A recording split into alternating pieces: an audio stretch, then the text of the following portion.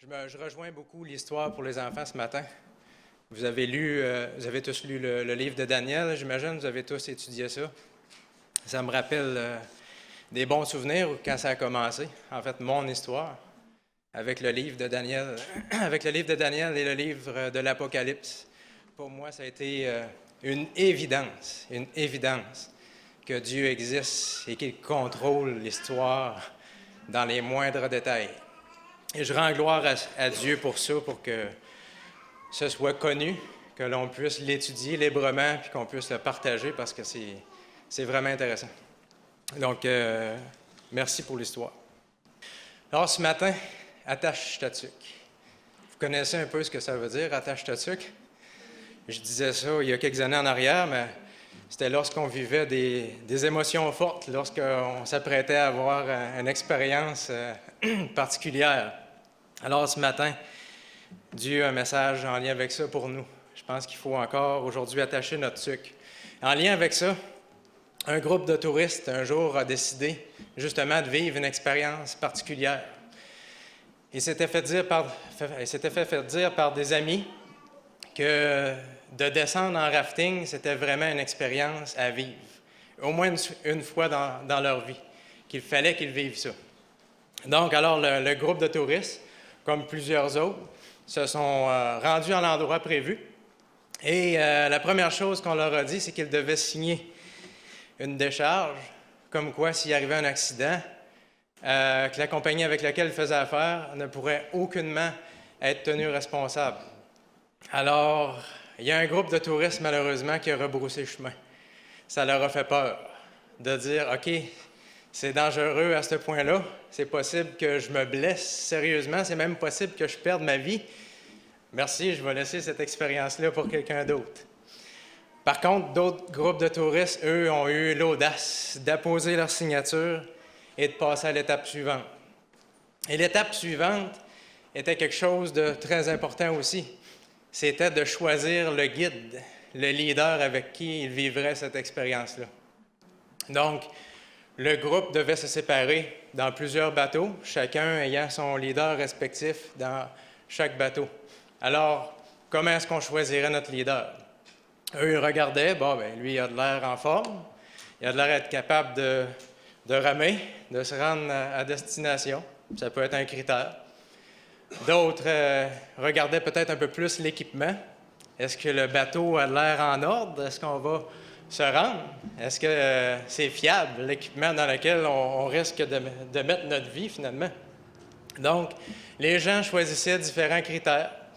Et ensuite, après avoir choisi chacun leur leader, ils commençaient, certains d'entre eux, à faire leurs demandes. Est-ce que ce serait possible qu'on apporte un peu de bière parce qu'il fait vraiment chaud aujourd'hui? Ça serait peut-être agréable de prendre une petite bière en descendant, ou du moins s'arrêter un peu. D'autres, c'était des cigarettes, je ne sais pas. Ce serait sûrement le temps, à un moment donné, de prendre une petite pause, en fumer une, puis discuter. D'autres n'imaginaient pas faire cette descente-là, vous savez, sans avoir de la bonne musique qui accompagnerait cet événement-là. Et à cette époque-là, dans mon histoire, à tout le moins, les iPods imperméables n'existaient pas. Donc, imaginez-vous un radio avec des batteries, quelque chose du genre. Les gens voulaient apporter qu'est-ce qu'ils considéraient essentiel, avoir un moment agréable pour bien l'entourer. Alors, le leader leur a tout simplement dit que s'ils tenaient vraiment leurs effets personnels, qu'il était mieux de les laisser ici. Parce que sinon, ils risquaient de ne jamais les revoir. C'était un conseil d'amis. Chacun était laissé à son jugement. Alors, chacun allait prendre sa propre décision par rapport à ça. Ensuite venaient les consignes de sécurité. On leur conseillait fortement de porter la veste de sauvetage.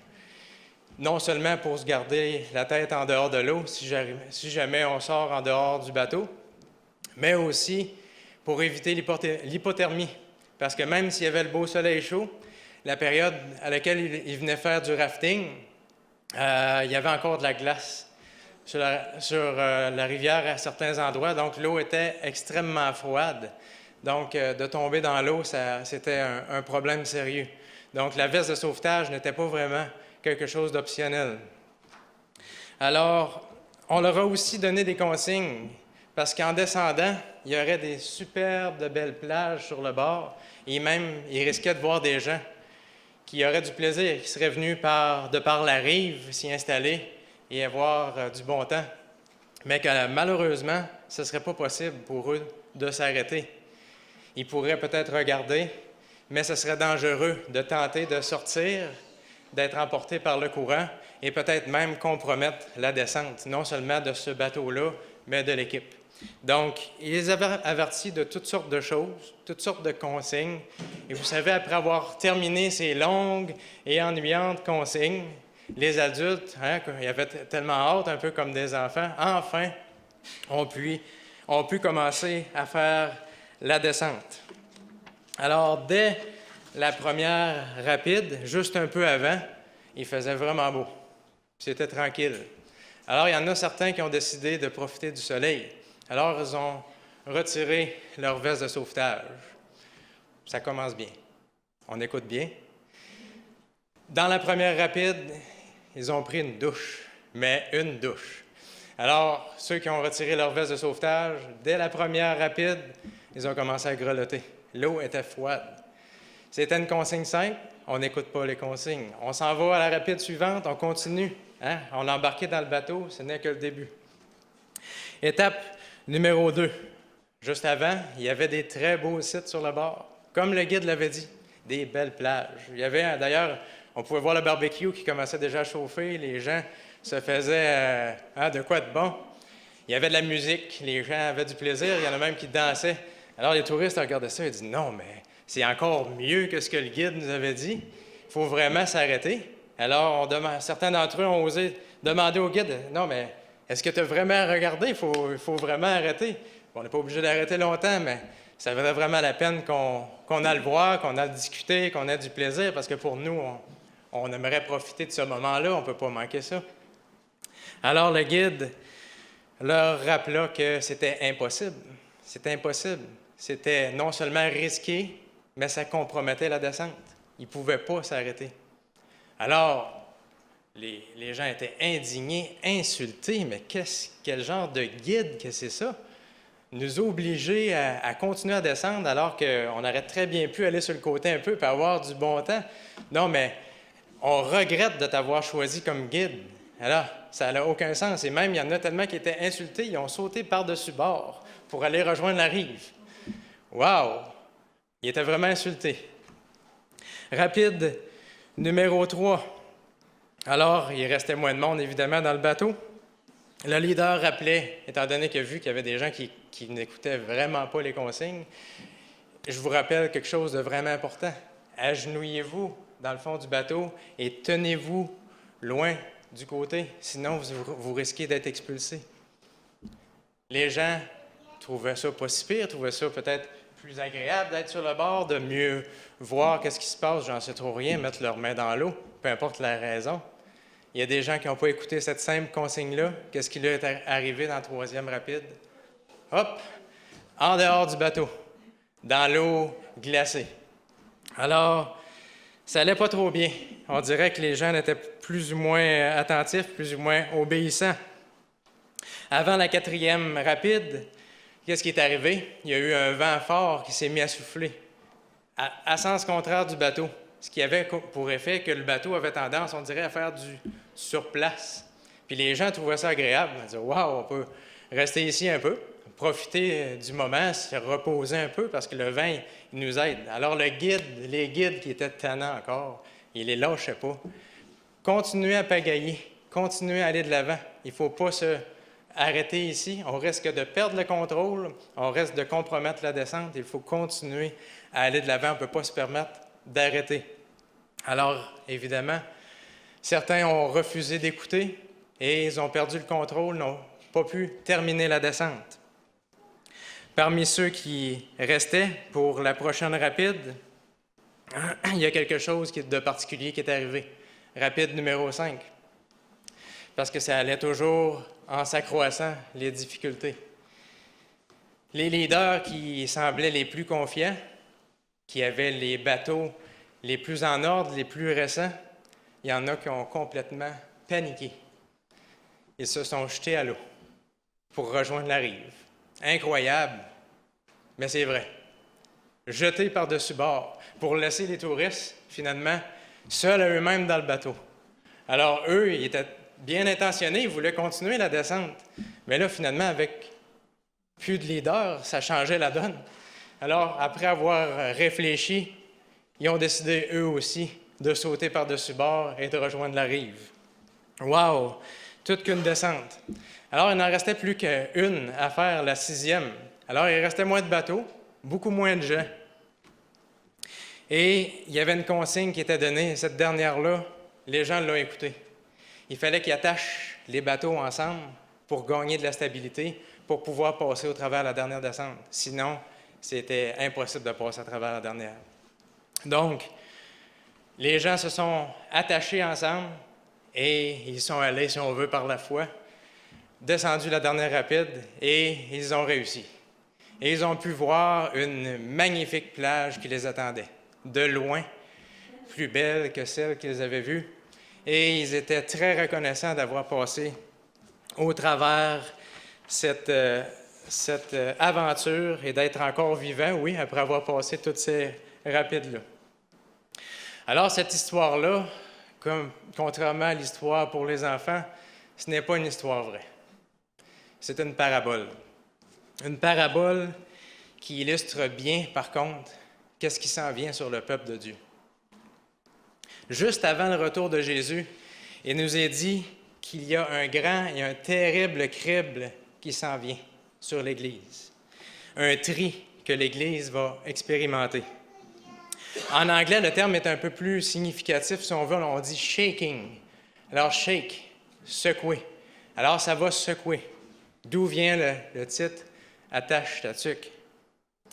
Alors, si on regarde aux définitions du mot « secouer », désigne agiter brutalement, imprimer de brusques mouvements à quelque chose ou quelqu'un, agiter vivement quelque chose pour se débarrasser de quelque chose, causer à quelqu'un un choc physique ou moral. Alors l'Église va passer au travers un grand crible, juste avant le retour de Jésus. Et si on désire savoir à quoi va ressembler ce crible-là, on a juste à regarder dans la parole de Dieu, parce qu'il y a déjà eu un crible. Et l'histoire ne va faire que se répéter très bientôt. Alors, le premier criblage qu'il y a eu dans l'Église, il y a des gens qui ont été secoués en dehors de l'Église. Mais ça a aussi eu l'effet contraire. Il y a des gens qui ont été secoués vers l'Église.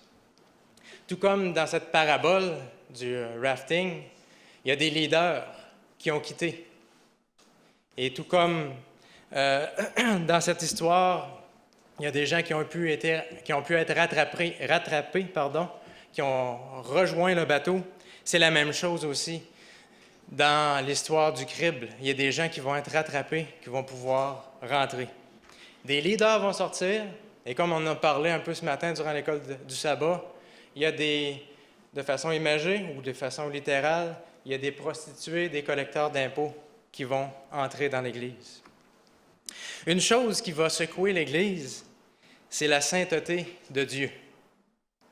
Ce que je veux dire par là, c'est que lorsque on perd cette compréhension, vous savez, de la sainteté de Dieu, de sa révérence, de sa grandeur, de sa puissance, ça, c'est quelque chose qui risque de nous secouer en dehors de l'Église.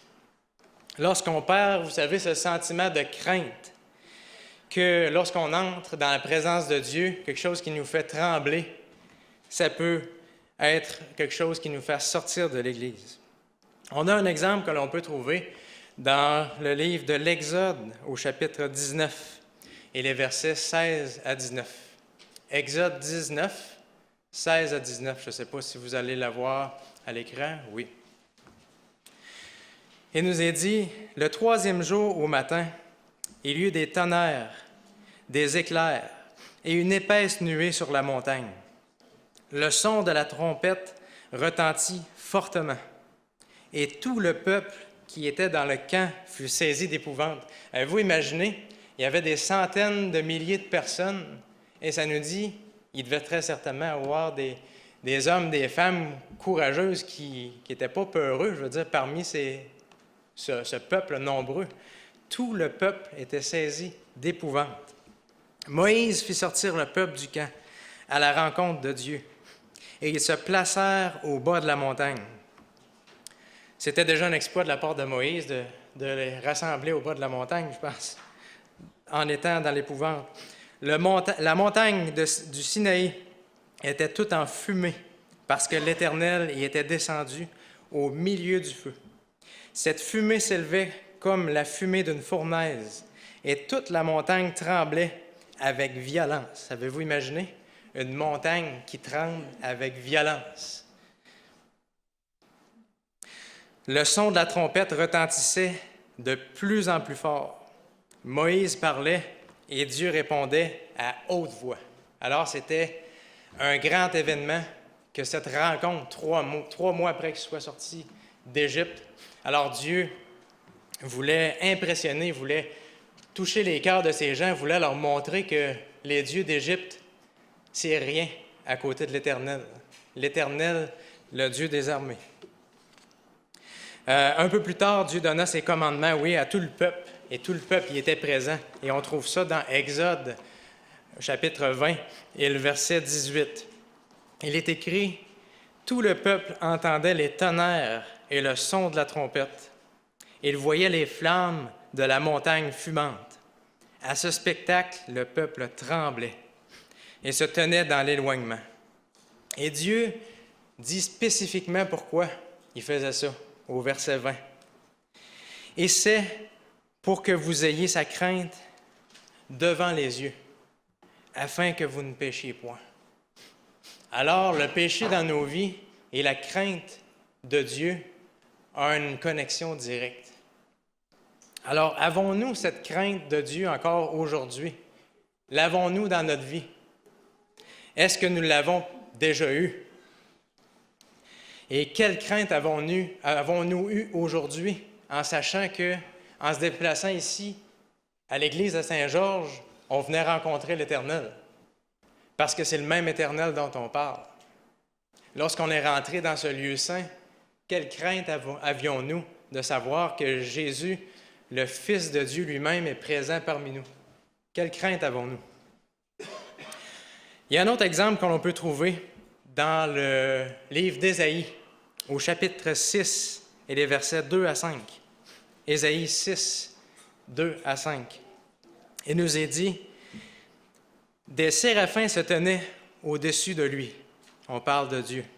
« Ils avaient chacun 6 ailes. » Vous connaissez ce passage. « 2 dont ils se couvraient la face, 2 dont ils se couvraient les pieds, et 2 dont ils se servaient pour voler. » C'est quand même particulier. Les anges se masquent le visage et les pieds alors qu'ils n'ont jamais péché en présence de l'Éternel. Ils criaient l'un à l'autre, « Saint, Saint, Saint est l'Éternel des armées. Toute la terre est pleine de sa gloire. » Les portes furent ébranlées dans leur fondement par la voix qui retentissait, et la maison fut remplie de fumée. Alors je dis, « Malheur à moi! Je suis perdu, car je suis un homme dont les lèvres sont impures. J'habite au milieu d'un peuple dont les lèvres sont impures, et mes yeux ont vu le roi, l'Éternel des armées. » Voilà quel effet avait la révérence, la crainte dans ce passage-là. Alors, on peut penser aujourd'hui ceux qui disent la prière du Notre Père qui es aux cieux, que ton nom soit sanctifié, sans vraiment comprendre ce que signifie que le nom de l'Éternel soit sanctifié, pourrait très bien être secoué hors de l'Église. Ce n'est qu'en contemplant la sainteté de Dieu que l'on peut dire « malheur à moi » et qu'on peut se détourner de nos péchés. Il faut voir la sainteté de Dieu avec les bons yeux. Et ça me fait penser d'ailleurs au passage où Pierre, qui était dans le bateau avec Jésus, et que Pierre, tout d'un coup, a vu la sainteté de Dieu, il a dit « Retire-toi de moi, car je suis pécheurs. Quel effet a la sainteté de Dieu sur nous? Est-ce que nous réalisons davantage ce que nous sommes pécheurs? Le livre d'Amos aussi nous parle, en lien avec cela, du criblage.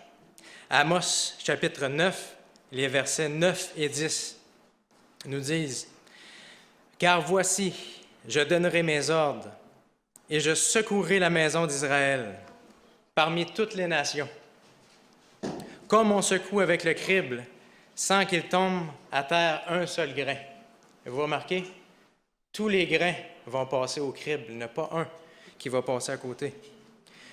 Et ce qui est dit ensuite, « Tous les pécheurs de mon peuple mourront par l'épée. Ceux qui disent, le malheur n'approchera pas, ne nous atteindra pas. » Il nous est dit, « Je secouerai la maison d'Israël. » Donc, Dieu dit qu'il va secouer son Église, son peuple de Dieu qui va être secoué. Donc, parmi ceux qui s'appellent chrétiens, parmi ceux qui s'appellent aussi adventistes du 7e jour, il y aura des pécheurs qui seront secoués hors de l'Église. Il est à noter aussi que l'ennemi aussi essaie de faire son crible. Il essaie de faire sortir qu'est-ce qui est bon dans l'Église. Satan travaille fort pour faire en sorte que des gens quittent les rangs. On peut lire dans l'Évangile selon Luc au chapitre 22, les versets 31 et 32, ce qui suit. Le Seigneur dit, Simon, et c'est Jésus qui parle, Simon, Simon, Satan vous a réclamé pour vous cribler comme le froment. Mais j'ai prié pour toi, afin que ta foi ne défaille point. Et toi, quand tu seras converti, affermis tes frères. Alors le diable va nous cribler pour que l'on quitte les rangs. Et il va le faire comme dans le temps de Jésus. Il avait réclamé de passer les disciples, de passer l'Église au crible. Et soyez-en sûrs, à la veille du retour de Jésus, Satan ne permettra pas de laisser tous les chrétiens passer sans qu'il ait passé son crible. Et comme je mentionnais plus tôt, ce ne sont pas nécessairement ceux que l'on croit qui vont quitter l'Église, et encore moins ceux que l'on croit qui vont joindre les rangs. Et ça, c'est une bonne nouvelle pour ceux qui s'en viennent. Matthieu 8, 11 et 12 nous dit « Or, je vous le déclare, que plusieurs viendront de l'Orient et de l'Occident, et seront à table avec Abraham, Isaac et Jacob, dans le royaume des cieux. » Et ça, les religieux, comme on disait, les gens du temps de Jésus, n'aimaient pas ce passage-là. Mais les fils du royaume, seront jetés dans les ténèbres du dehors, où il y aura des pleurs et des grincements dedans. Lorsqu'on parle dans la parole de Dieu de pleurs et de grincements dedans, on parle du jugement à la fin exécutif. On ne parle pas d'un autre moment. Il est rendu trop tard pour se repentir. Présentement, c'est le jugement investigatif, comme Caroline le mentionnait tantôt. Depuis 1844, Jésus est entré dans le lieu très saint et nous avons le privilège, la grâce de confesser nos péchés à Jésus, de les abandonner de tout notre cœur et de remporter la victoire. Mais le moment dont on parle là, des pleurs et des grincements dedans, il est trop tard. Et ce qui est particulier, c'est que ce sont, entre autres, les fils du royaume qui sont jetés à cet endroit-là. Donc ça nous parle aujourd'hui, ça nous dit qu'il ne faut pas se penser trop confortable et se dire que tout va bien et qu'on n'a pas besoin de rien. Il y a donc des hypocrites dans l'Église. Et d'ailleurs, personnellement, je l'ai été. Peut-être qu'inconsciemment, on peut l'être. Normalement, hypocrite, c'est quelque chose de conscient. C'est d'être un acteur en réalité. Prétendre être quelque chose qu'on n'est pas vraiment. C'est connaître des choses sans vraiment les mettre en pratique. Connaître des choses sans vraiment y être fidèle.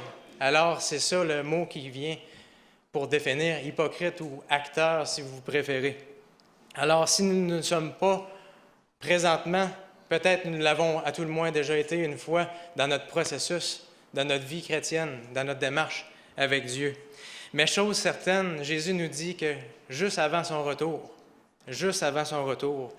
nous devons absolument être conséquents avec ce qu'on connaît. Il faut vraiment être fidèle à ce qu'on connaît. Dieu désire vraiment que ce qu'il y a dans notre cœur, ce qu'il y a dans notre bouche, ça concorde les deux, que ça aille ensemble. Il désire qu'on fasse autre chose que prétendre être adventiste simplement parce qu'on est sur les registres de l'Église. Parce que il faut vivre l'expérience de Pierre, finalement. Vous savez l'expérience que Pierre a vécue. Il disait, « Il n'y en a pas de problème, Jésus. On va y aller jusqu'au bout. On ne t'abandonnera jamais. » Pour se rendre compte, finalement, qu'il a vigoureusement renié Jésus. Ça ne pouvait pas être pire. Mais en même temps, Pierre a vécu une expérience profonde. Et définitivement, on doit vivre cette expérience profonde-là. À chaque jour, et si on ne l'a pas vécu, il faut chercher Dieu de tout notre cœur, parce que ce qui s'en vient sur l'Église, c'est sérieux. Et Dieu désire que chacun d'entre nous soit prêt. Et la croix, c'est ce qui a ramené Pierre. Qu'est-ce que la croix fait sur notre cœur aujourd'hui? Est-ce qu'on est rendu un peu indifférent à cette histoire-là qu'on s'est répétée maintes et maintes fois? Est-ce qu'on voit encore que c'est nous qui avons tué le Seigneur Jésus? Est-ce que ça nous parle encore? Est-ce que ça nous rejoint? Et c'est ce que je souhaite. Et le criblage, même s'il y a un mauvais côté, alors que Satan veut faire sortir ce qu'il y a de bon de l'Église, le criblage a aussi un bon côté. Ça a pour effet de purifier l'Église. La persécution, autrefois, a purifié l'Église. La peur du ridicule a purifié l'Église. Dans l'histoire de ce matin, en 1844, il y a bien des gens qui étaient là, qui étaient prêts pour accueillir le Seigneur Jésus. Mais lorsqu'il ne s'est pas pointé, là, on s'est tourné de bord et on a ridiculisé William Miller et tous ceux qui faisaient partie de ce groupe-là qui y croyaient vraiment. Dieu a permis que ça arrive. Il y a eu un crible, un sérieux crible à ce moment-là. Et c'est la même chose. La persécution, le crible a quelque chose de bon. C'est que Dieu veut rassembler ses enfants, les préparer pour le dernier message qu'il a livré dans toute sa puissance. Outre la sainteté de Dieu, il y a un autre élément aussi qui va faire partie du criblage, et c'est la prière. Nous lisons dans Actes 16, les versets 25 et 26, ceci. « Vers le milieu de la nuit, Paul et Silas priaient et chantaient des louanges, les louanges de Dieu, et les prisonniers les entendaient. Tout à coup, il se fit un grand tremblement de terre, en sorte que les fondements de la prison furent ébranlés. Au même instant, toutes les portes s'ouvrirent et les liens de tous les prisonniers furent rompus. » Avez-vous imaginé faire une prière puis que le solage du bâtiment se mette à brasser d'un bord puis de l'autre? C'est incroyable. Et c'est ce qui est arrivé. Le fondement de la prison s'est mis à brasser, les portes ont ouvert, les prisonniers libérés. Toute qu'une prière, une expérience extraordinaire que Paul et Silas ont vécue. Une grâce extraordinaire qui a été donnée aux prisonniers aussi. Alors, tout ça pour dire que la prière est quelque chose qui va faire partie du grand crible, du grand secouage qu'il va y avoir bientôt. Un autre exemple se retrouve aussi dans Actes, chapitre 4, et le verset 31. Alors que c'est le Saint-Esprit qui a descendu et qui a causé, on dit, un grand tremblement. Alors Pierre et Jean avaient fait une grave erreur. Vous savez ce qu'ils avaient fait? Ils avaient osé guérir un homme. Alors on leur reprochait, les sacrificateurs et les anciens, d'avoir fait ce miracle-là, inacceptable. Alors, il dit, après qu'il les ait sévèrement repris, il les a laissés aller, ils sont allés rejoindre les disciples et ils ont recommencé tout de suite. Ils prièrent tous ensemble. Quand ils eurent prié, le lieu où ils étaient assemblés trembla. Et ils furent tous remplis du Saint-Esprit et ils annonçaient la parole de Dieu, pas n'importe comment, avec assurance. Est-ce qu'on a besoin de prêcher la parole de Dieu avec assurance aujourd'hui? On parlait encore de notre carton, de notre assiette qui offre nos services. Et c'est une opportunité qu'on a parfois de partager avec des gens qu'on rencontre, peut-être la parole de Dieu, avec assurance. On a encore besoin aujourd'hui. Et imaginez si ça se produisait encore aujourd'hui. Quand on remplit nos petits carnets pour savoir à quelle porte on est allé, on écrit A pour accepter, R pour refuser, puis un petit trait quand il n'y a personne. Mais là, ça pourrait changer la donne si cet événement-là se produisait. On pourrait rajouter la lettre B pour baptiser. On pourrait rajouter la lettre C pour convertir. On pourrait rajouter la lettre F. Vous savez pourquoi? Pour foule. Il y aurait des foules de gens qui viendraient entendre, parce que c'est ça qui s'est produit au début. Les foules de gens venaient entendre la parole de Dieu étaient convertis, se faisaient baptiser. Donc, ce serait de nouvelles lettres qu'on aurait besoin pour notre petit carnet. Et je pense qu'on manquerait de petits carnets de toute façon. Et ça serait un heureux problème. Alors, ceci nous ramène à notre lecture biblique qu'on a faite tantôt dans Agé, chapitre 2, les versets 6 et 7. L'Éternel nous dit, « Car ainsi parle l'Éternel des armées, encore un peu de temps, et j'ébranlerai les cieux et la terre. » Vous voyez, quand Dieu ébranle les choses, c'est pas à moitié. Les cieux et la terre, la mer et le sec, tout y passe. J'ébranlerai toutes les nations. Les trésors de toutes les nations viendront, et je remplirai de gloire cette maison, dit l'Éternel des armées. La prière, le Saint-Esprit, le criblage vont faire en sorte que parmi les nations, il va y avoir des conversions. Et ça, on peut se réjouir de ça. Les gens vont se convertir. Un autre passage intéressant qui nous aide à mieux comprendre en quoi consiste le crible, on peut le trouver dans Ézéchiel, le livre d'Ézéchiel, au chapitre 9, les versets 1 à 4. Peut-être un peu moins connu, ce passage-là. Néanmoins, il est très intéressant. Ézéchiel 9, 1 à 4. « Puis il cria d'une voix forte à mes oreilles. » Et c'est une vision. « Approchez, vous qui devez châtier la ville, chacun son instrument de destruction à la main.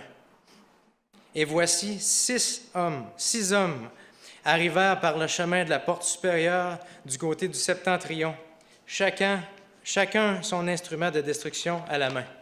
6 avec un instrument de destruction.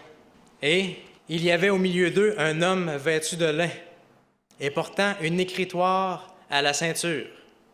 Un homme avec un écritoire, 6 hommes avec un instrument de destruction. Qu'est-ce qu'ils s'en vont faire? Ils vinrent se placer près de l'autel d'airain. La gloire du Dieu d'Israël s'éleva du chérubin sur lequel elle était, et elle se dirigea vers le seuil de la maison. Et il appela l'homme vêtu de lin et portant une écritoire à la ceinture. Voici ce qui est dit. L'Éternel lui dit, « Passe au milieu de la ville, au milieu de où? De Jérusalem, là où est le peuple de Dieu. » L'Éternel dit, « Passe au milieu de Jérusalem et fais une marque sur le front des hommes qui soupirent et qui gémissent à cause de toutes les abominations qui s'y commettent. » Il y en a beaucoup de choses qu'on peut dire avec ce passage-là. Première chose, 6 hommes pour la destruction, un homme pour mettre la marque sur le front de ceux qui gémissent. Alors, ça nous parle un peu, hein? Un homme suffit pour faire le tour de ceux qui ont le sceau de Dieu, et 6 hommes sont nécessaires pour détruire. Et on peut parler aussi par rapport à la marque. La marque. On a tellement peur de la marque, la bête. Vous avez toutes sortes de choses sur Internet. Vous avez peut-être déjà entendu ça, que la soi-disant marque de la bête serait une puce, vous savez, que l'on insère dans la main, une puce électronique avec laquelle on pourrait acheter et vendre. Si on n'a pas cette puce-là, ben on est fait. Hein? Alors que cette puce-là serait soi-disant la marque de la bête. Et vous savez que même dans l'Église adventiste, on enseigne ça. Incroyable. comment est-ce qu'on peut manquer le bateau, comment est-ce qu'on peut mal étudier la parole de Dieu, mal la comprendre et dire une telle sottise incroyable. Est-ce qu'on a oublié quelle est la bête, premièrement, d'Apocalypse 13? Quelle est la bête d'Apocalypse 13? Quel est le système derrière ça? Ça sort de Rome, ça détruit 3 nations de Rome. Hein? C'est une puissance politico-religieuse. OK? Ce n'est pas une personne, comme des gens pensent que l'Antéchrist est une personne à la fin des temps. C'est un système.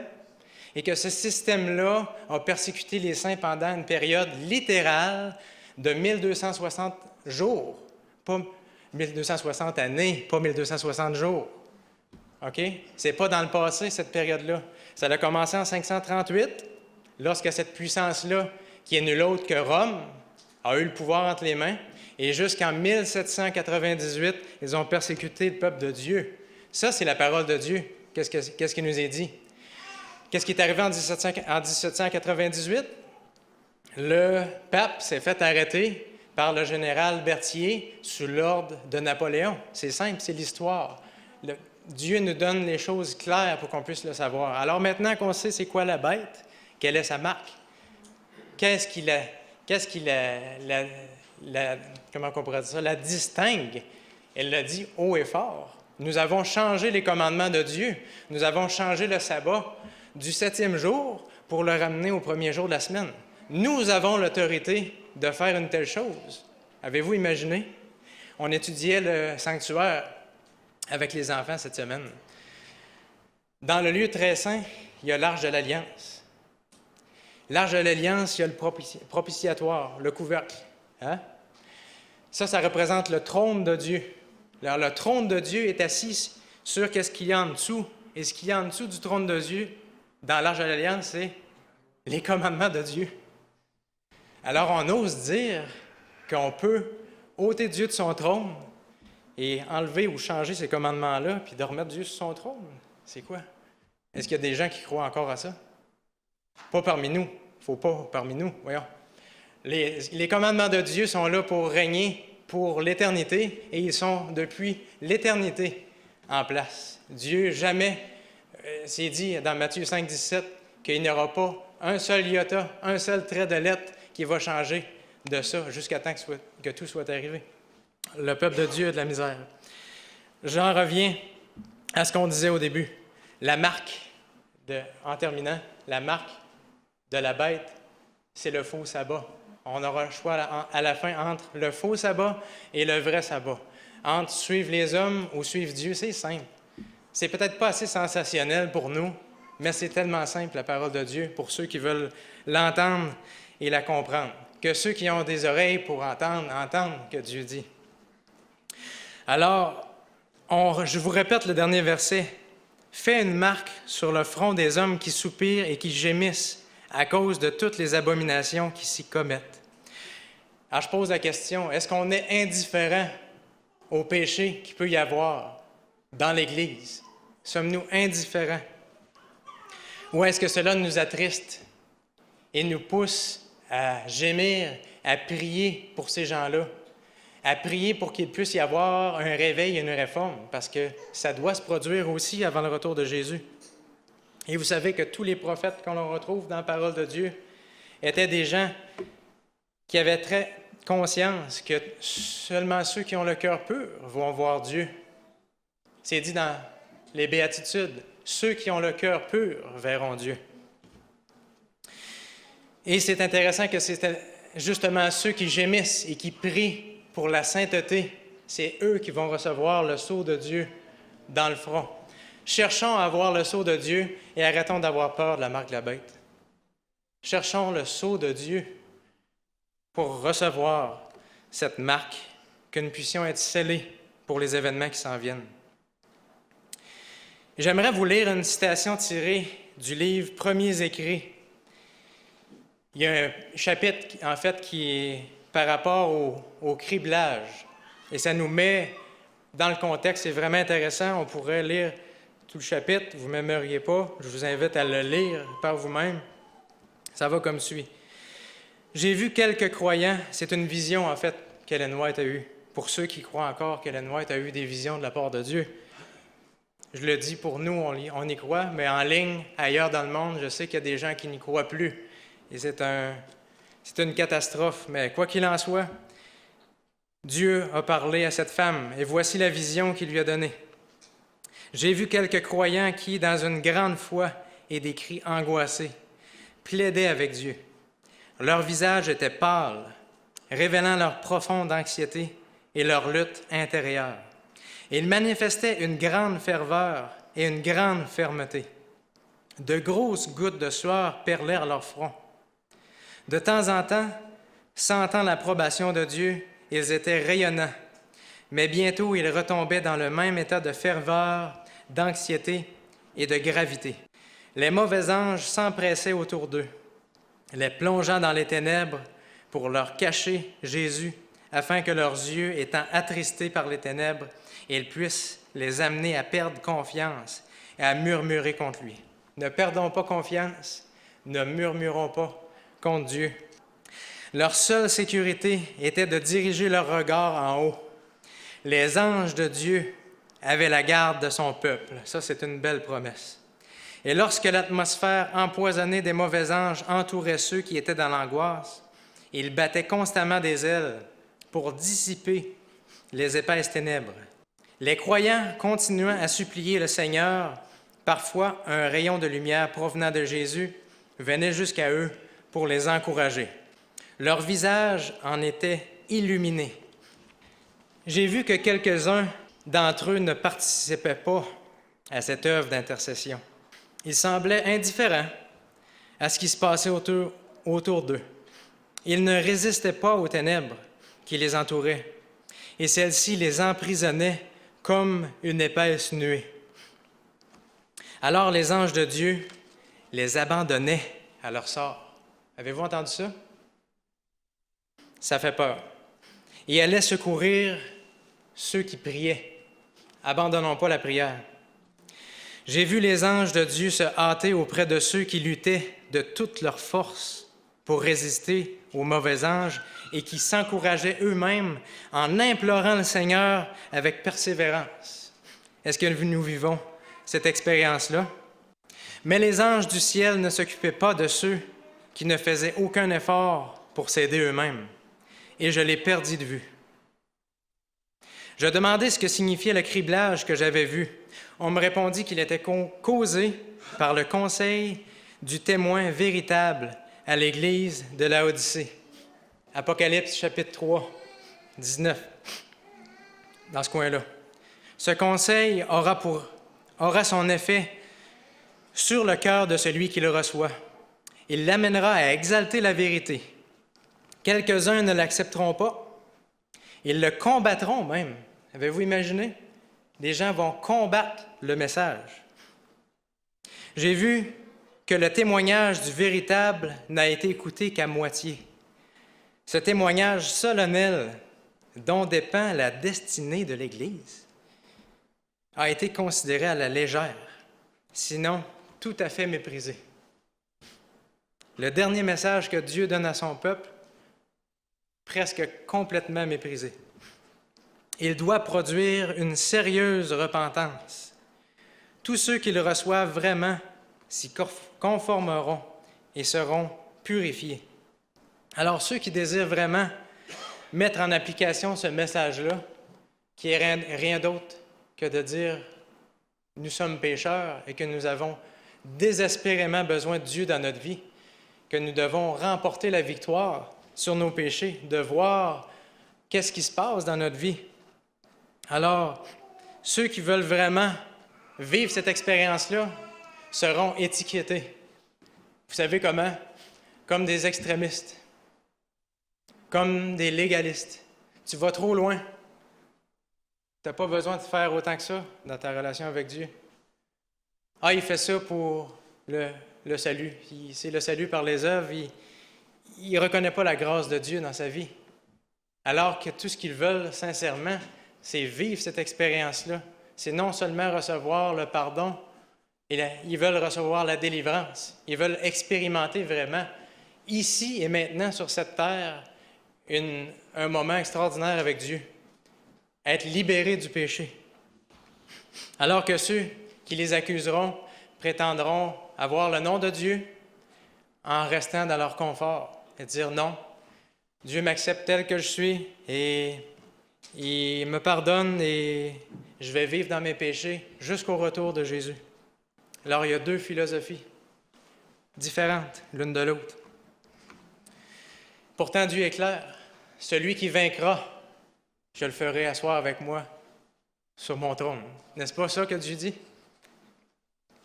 Encore aujourd'hui, il est temps de confesser, de se convertir, d'abandonner nos péchés de tout notre cœur et d'avoir la victoire. Dieu ne désire rien de moins que nous donner la victoire.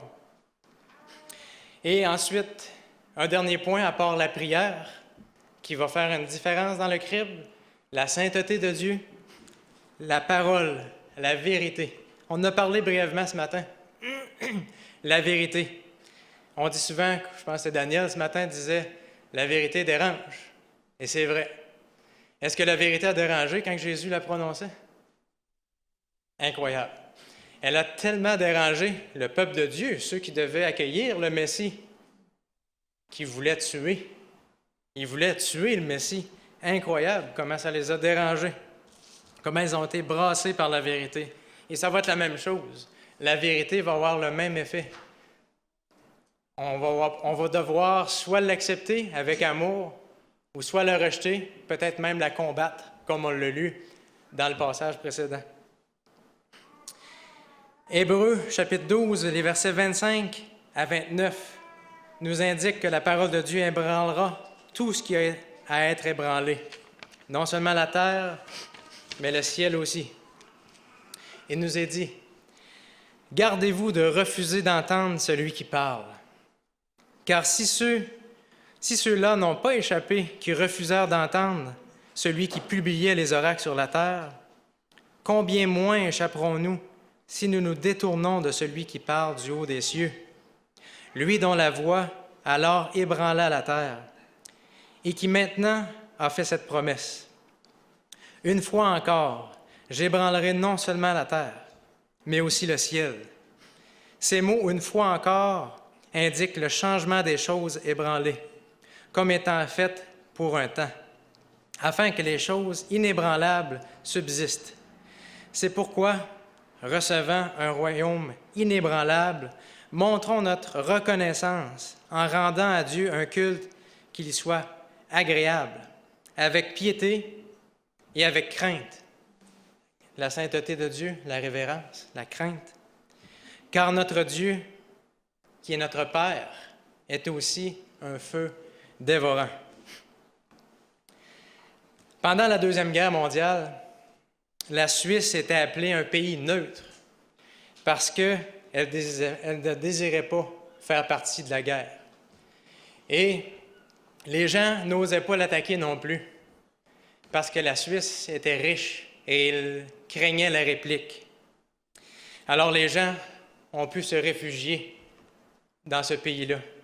Mais vous savez que la plus grande guerre de toute l'histoire, c'est la guerre entre Satan et le Fils de Dieu. Et dans cette guerre-là, malheureusement, il n'y a pas de pays neutre.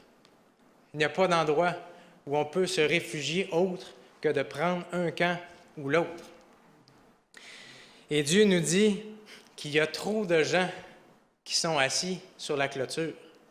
C'est le message de l'Église à Laodicée. Tiède, pas chaud, mais pas froid non plus. Tiède. Dieu aimerait bien que l'on choisisse notre camp. Servir Dieu ou servir le monde, mais pas les deux. On peut peut-être voir la magnifique plage à la fin du parcours, après chacune des rapides, mais on peut voir aussi les belles plages qui sont accessibles ici, tout de suite et maintenant, sans devoir attendre jusqu'à la fin. On peut vouloir amener nos effets personnels sans vouloir s'en départir parce qu'on juge que c'est vraiment comme ça qu'on peut être heureux. Ou on peut s'en départir de ce que Dieu va nous montrer et faire confiance que le vrai bonheur réside dans la foi en Dieu et rien d'autre. Et on peut entendre toutes sortes de choses qui viennent du monde, mais il faut s'assurer que ce qu'on entend que notre foi est basée uniquement sur la parole de Dieu. Autrement, on est à risque. Et vous savez qu'il y a un seul chemin qui mène à Dieu. Il s'appelle Jésus, ce chemin-là. Et la parole de Dieu nous dit que ce chemin-là est étroit et qu'il y en a très peu qui le trouvent. C'est la parole de Dieu. Et vous savez que le crible a déjà commencé. Le crible a déjà commencé. Non seulement dans l'Église, mais aussi en dehors. Il y a un mouvement, si vous regardez sur Internet, qui prend place. Et on en reçoit des nouvelles à chaque instant. Cette puissance-là dont on parlait tantôt, qui essaie de créer des liens avec les différentes religions du monde, de quelle façon ils font ces liens-là, de quelle façon ils se regroupent, en mettant de côté toutes ces doctrines, vous savez, ces doctrines qui dérangent. Le sabbat, le 7e jour, on met ça de côté, ça nous différencie. Il faut être pareil. L'état des morts, ça aussi, on met ça de côté. Hein? On a le droit de prier les morts, les gens aiment ça. Hein? Le sanctuaire, depuis 1844, il y a un jugement, donc les commandements de Dieu sont toujours valides. On met ça de côté, ça dérange les gens. La résurrection des morts, on met ça de côté. Hein? Ça aussi, ça vient en problème pour prier les morts. Si les morts sont morts et qu'ils dorment et qu'ils doivent ressusciter au retour de Jésus, il faut mettre ça de côté. Alors, toutes ces doctrines qui dérangent, on les met de côté où on se rassemble sur quelque chose de commun, qui est, soi-disant, l'amour et soi-disant, l'unité. Mais vous savez que ce genre d'unité, en ôtant toute la parole de Dieu, ce n'est pas l'unité dont Dieu parle dans sa parole. Parce que l'unité dont Dieu nous parle, c'est l'unité de la foi. Et la foi, Dieu nous dit que ça vient de ce que l'on entend, et ce que l'on entend vient de la parole de Dieu. Donc, si on ôte la foi, quel genre d'unité avons-nous? Une unité diabolique. C'est l'ennemi qui est en train de faire ce mouvement-là et retirer tout ce qui dérange pour mettre de la pression sur ceux qui désireront être fidèles à Dieu au temps de la fin. Alors le crible commence. Et vous savez que malheureusement, même l'Église adventiste, certains parmi l'Église veulent joindre ce mouvement-là. À tout le moins en faire partie, au moins siéger au comité, être là, être présent. C'est quelque chose de savoir qu'on est présent dans ces endroits-là. De quelle façon est-ce qu'on a d'affaires là? En aucune façon, en aucune considération, on devrait appuyer, faire partie ou sympathiser avec ce mouvement-là. L'Église adventiste n'est pas une autre dénomination, c'est un mouvement qui est là pour prêcher le dernier message, le message des 3 anges, qui est quoi? Sortez mon peuple. C'est la confusion, sortez de là et joignez mon peuple.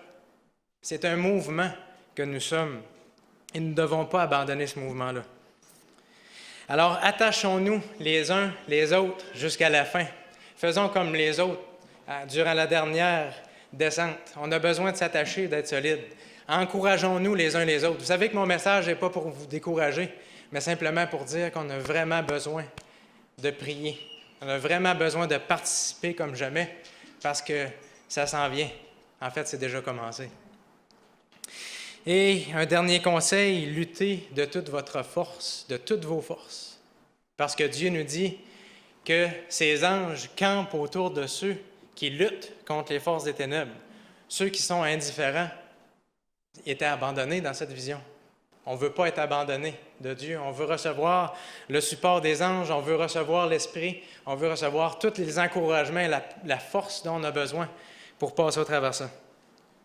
Même s'il y a des leaders qui vont quitter, vous savez que c'est dit aussi, tout comme dans cette parabole que je vous ai racontée, accrochez-vous pas à des leaders, à des gens, parce que vous pourrez être déçus. Accrochez-vous à Dieu. Dernier conseil, avant de faire la dernière descente, attachez votre tuque, oui, et mettez-vous à genoux. Que Dieu vous bénisse. Amen.